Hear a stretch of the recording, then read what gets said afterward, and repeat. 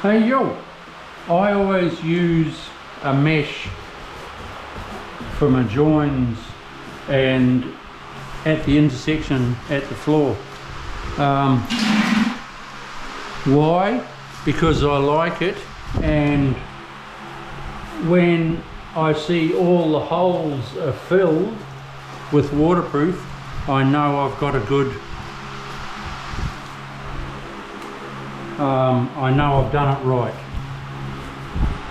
So on the first coat, sometimes a few holes show up like that, say. And the second coat, they get filled nicely, and I know I've got a good waterproof system.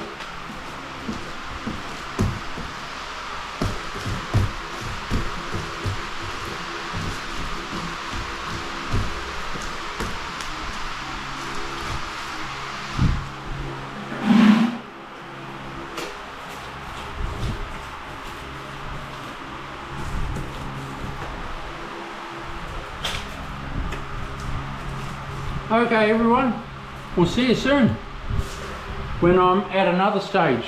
See ya. Don't forget to subscribe. What you'll be seeing is, when you subscribe, you'll see this whole bathroom transform into a whole new bathroom. We'll see you soon. Bye.